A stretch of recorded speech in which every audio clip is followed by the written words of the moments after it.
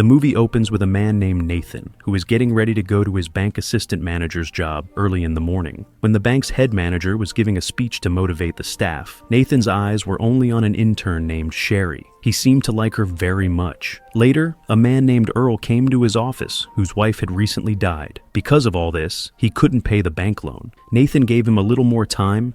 What I can do is I can hold on to this paperwork until after the holiday. Now that should buy you enough time for Betty's Social Security and retirement to clear pro. And said that it would have been very difficult to lose his life partner after 50 years. To this, Earl replied that time doesn't matter. If he had lost her on the first day too, he would have been this sad. After a while, Nathan is preparing coffee for himself in a cup. Suddenly, Sherry calls him from behind. Nathan was shocked, and the hot coffee fell on his hand. Sherry started apologizing, but Nathan said, even though his hand was red, that he is fine. Later, when he was applying medicine on his burnt skin, Sherry came to the office in fear. She was afraid that she would be fired for this, but Nathan assured her that nothing like this would happen and she didn't even need to apologize. Then Sherry asked Nathan to go out for lunch to rectify her mistake. At first, Nathan refused, but after thinking for a while, he agreed. During lunch, Sherry asked him to taste a very tasty piece of cake. Nathan refused and said that he can't eat anything hard. "What do you mean you can't eat?" Sherry asked. To this, Nathan replied with a little hesitation that he had a special kind of disease. He didn't feel pain. If a hard thing came between his teeth while eating, then he would not feel pain like normal people. And it was possible that he could chew on his own tongue. That's why there were only liquids in his diet. Sherry says that this is actually a superpower. Nathan explains to her that people who are born with this disease usually don't live more than 25 years, because no matter how big a wound they get, they won't know, and then they will die suddenly. Even though he dropped such hot coffee on his hand, he didn't feel any pain. Anyway, despite all this, Sherry fed him a cake. Nathan enjoyed eating cake for the first time in his life. Before going back to work, Sherry called him to meet her again at night. He is playing a game on his computer with his online friend. Nathan says that he is not going to meet her, but then his online friend told him to stop being scared. While talking to Sherry on a night out, someone suddenly calls Nathan as Novocaine. He was a boy from his school who came close and screamed how he is still alive, as he thought he must have died by now. I thought you'd be dead by now.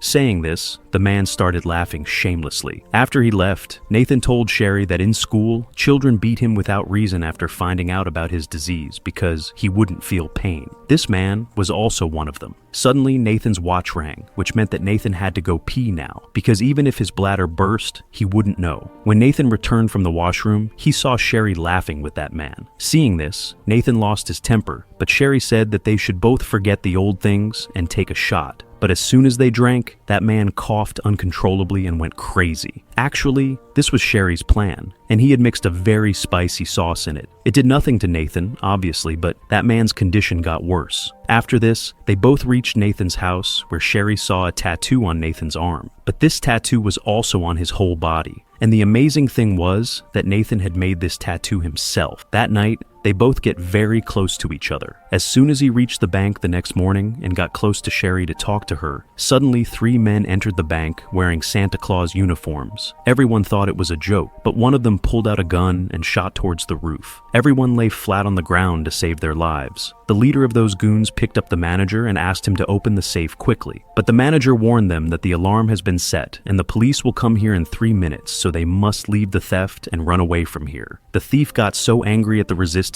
that he beat the manager badly, but during this time, his fake beard was removed accidentally from his face. Because of this, the manager saw the face of the thief, and to hide his identity, he blew the manager's head with his gun. After that, he picked up Nathan, the assistant manager, and put him in front of the safe. Seeing the head manager's body in front of him, Nathan was shocked. The leader of the thieves punched him in the stomach, but Nathan didn't care. Sherry couldn't see this, and she intervened to save Nathan. But the leader caught her and put a gun on her. Seeing Sherry in trouble, Nathan immediately agreed to tell the code. 01-32-26.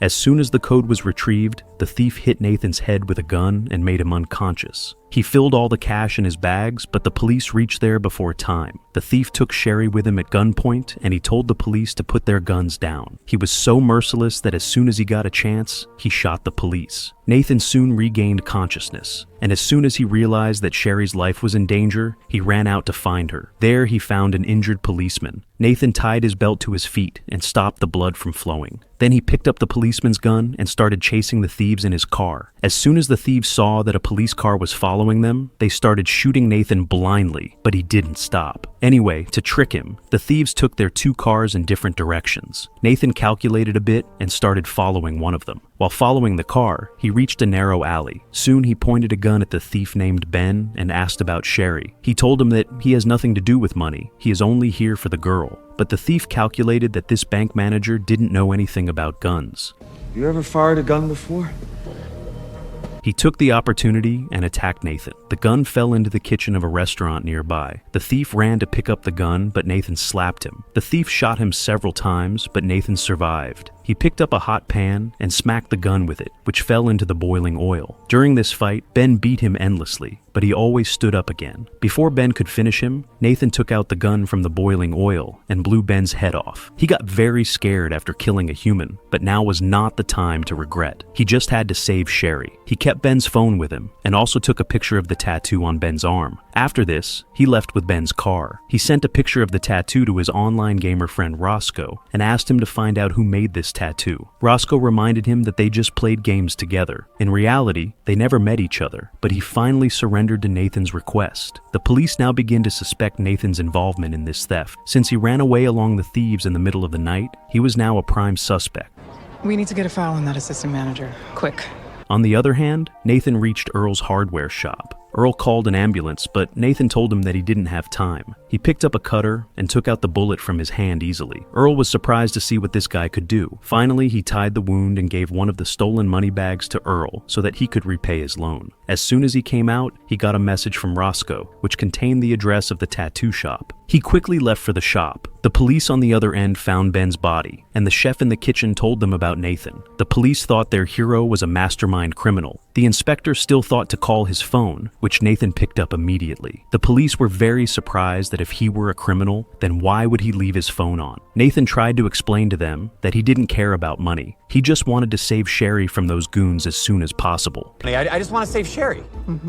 He believes the girl had given meaning to his life, and he would do anything to save her. But during this call, the police found out his location. On the other hand, the other two thieves were standing at their place thinking why Ben hadn't reached there yet. The thief named Andre, who was Ben's brother, was very worried that something might have gone wrong with his brother. But Simon was sure that Ben would come at any time. And here we find out that Sherry was also involved with these thieves from the beginning. She was upset that Simon had promised her that he would not hurt anyone. During the robbery, he killed the head manager. On this, Simon shouted at Sherry that nothing like this would have happened if she had done her job properly and found out the code of safe from Nathan, the assistant manager. From this, it is shown that she had gone near Nathan only to get the code of the safe. Nathan reached the tattoo shop where the tattoo artist was a sturdy, muscular man. Nathan asked him to get a tattoo, the same as Ben, in an empty place on his chest. The tattoo artist suspected him of lying, and that Ben was not his friend. He picked up a knife during the conversation, but Nathan was already pointing at him with a gun.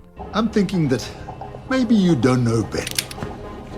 The tattoo artist's wife quickly attacked his gun and threw it away. Now, a fierce fight had begun. Nathan's attacks had no effect on him. Finally, Nathan used his painless superpower and put a piece of glass in his fist and attacked this man's eyes. Then, threatening to kill him, Nathan got the full name of Ben out of him. After that, he made some arrangements and found out the address of Ben's house. And in case he forgot the address, Nathan made a tattoo of the address on his palm. Andre said that he wanted to go to his brother's house to see if everything was okay. Nathan had entered this house at this time. He quickly started searching to find something that would take him to Sherry. There were several hidden traps in this house that would probably kill an ordinary person. But our hero was not an ordinary man. He crossed the line, and now he was taking every step of his life and getting stuck in traps one after another. He soon found a car repair shop uniform where Ben must have been working. He was ready to go there, but then suddenly his foot got stuck in a ditch, and now he was hanging upside down from the roof. He quickly called Roscoe to come over, for which Roscoe refused.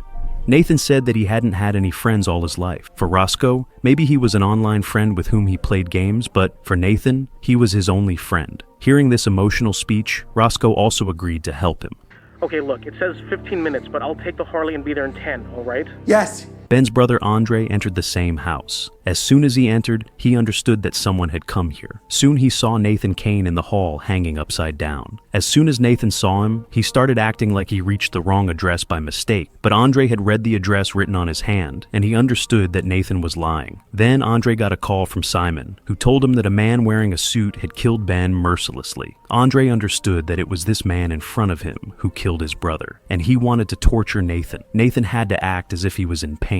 But before Andre could finish Nathan's game, Roscoe came from behind and made him unconscious. Roscoe had told him on the phone that he was a 6 feet 4 inches tall man whose hair was so long that he kept a braid. But now he is seeing this fat little bald man in front of him. Before they could get out of there, Andre regained consciousness, and once again there was a fight between them. But in the end, as soon as Nathan grabbed the arrow stuck in his leg, he used that arrow to stab in Andre's head. After this, Roscoe bandaged Nathan and asked him to surrender in front of the police. But Nathan said that if he did this, they would catch him and take him to the police station. They would waste all his time in interrogation. If anything happened to Sherry during that time, he would never be able to forgive himself. The police had already tracked Nathan's location and had reached outside. Suddenly they saw that Nathan was trying to escape from there on a scooter. Police caught him, but it was not Nathan, but Roscoe who was wearing his clothes. As soon as the police caught him, he started screaming and agreed on giving his testimonial. Now, Nathan had reached outside the garage. Simon and Sherry were eager to escape from there, but Sherry didn't want to go anywhere with him. She said that it was okay previously, but now Simon had become a psychopath who killed people for fun, and she didn't want to be a part of all this. That's when Nathan took a gun in his hand and went straight towards Simon and told him to free Sherry. Simon recognized him immediately.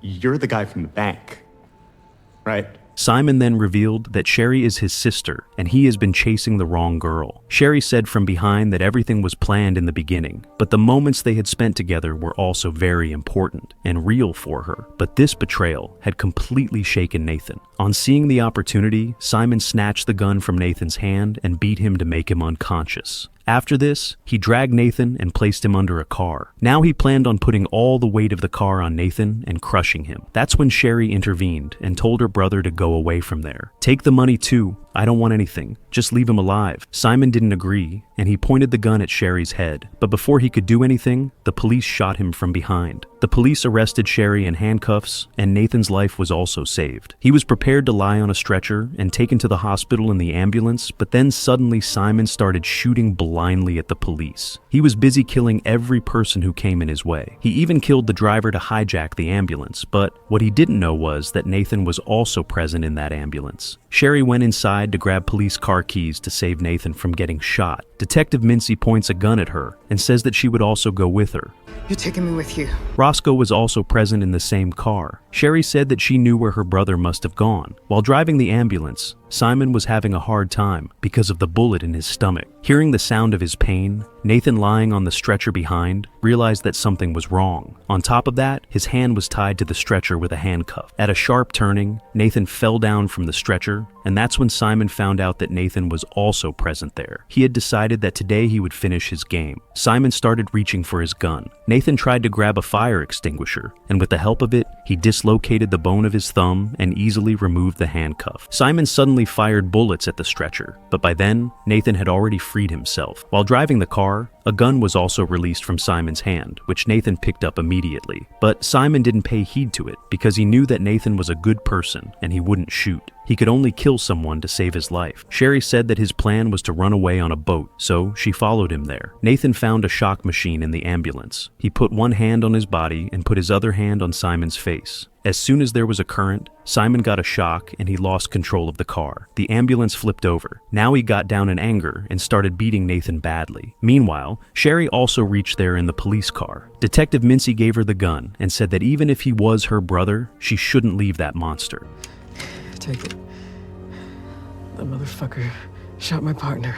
Since Mincy was also shot, Sherry told Roscoe to take her to the hospital quickly. On the other hand, Simon beat Nathan and made his condition even worse. He might not be in pain, but now there was no power left in his body to even stand up. Before Simon could kill him, Sherry shot him in the chest from behind. After that, Simon ran away quickly. As soon as he got a chance, he jumped on Sherry and tossed the gun away. He started beating his own sister badly. Even though Nathan might not feel his pain, he couldn't see Sherry in pain. He slowly crawled towards a medical bag and injected adrenaline into his leg. Simon was about to kill Sherry, but at the right time, Nathan came from behind and killed Simon. But now, his body couldn't take it anymore. He slowly fainted in Sherry's arms. In these last moments, he expressed his love to Sherry. Sherry was constantly apologizing to him for all her mistakes. After that, when he opened his eyes, he was in a hospital room. Roscoe told him that he had a heart attack, brain hemorrhage, blood loss, third-degree burns, 10 to 20 broken bones. Some major blood loss and a heart attack and a brain hemorrhage. And he didn't know what else. But the doctor said he would be fine. That's when Detective Mincy also got there, who was very happy to see Nathan alive. She said that after saving a police officer's life and talking to all the witnesses, Nathan was sentenced to 6 months of house arrest, which he would have to spend resting. Sherry was also jailed for just a year. And at the end of the film, we see Nathan celebrating Sherry's birthday in jail. Soon she would also be released, and then they would always be together. This marks the end of this explanation. Don't forget to like, comment, and subscribe.